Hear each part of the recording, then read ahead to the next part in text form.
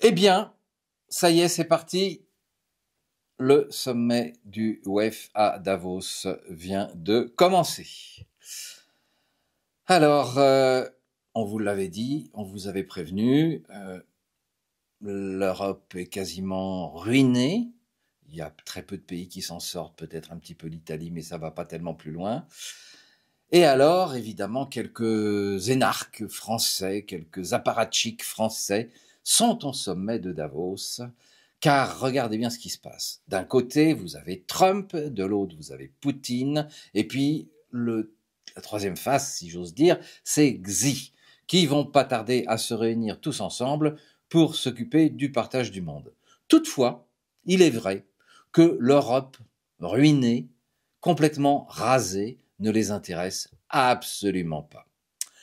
Et la dernière trouvaille des Français qui sont à Davos, eh bien, ce n'est ni plus ni moins que de taxer les retraités qui gagnent plus de 2000 € par mois. C'est une idée comme ça, en l'air, mais faites attention, en France, les idées en l'air, il y en a beaucoup, et malheureusement, ce genre d'idées-là, ils les appliquent.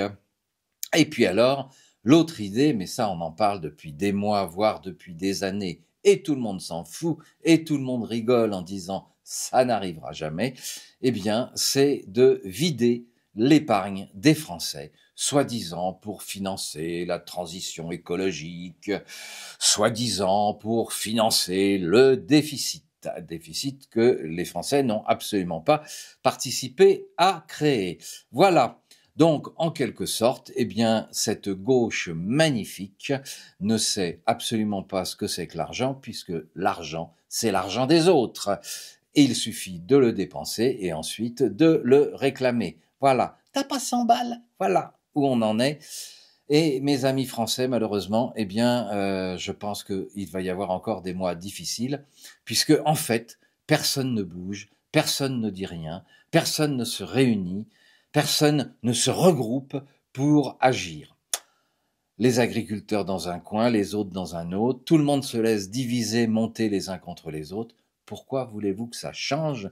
Et pourquoi que les gens que vous avez élus se gêneraient de vous faire les poches, puisque de toute façon, vous gardez le sourire? Allez, je vous laisse réfléchir là-dessus.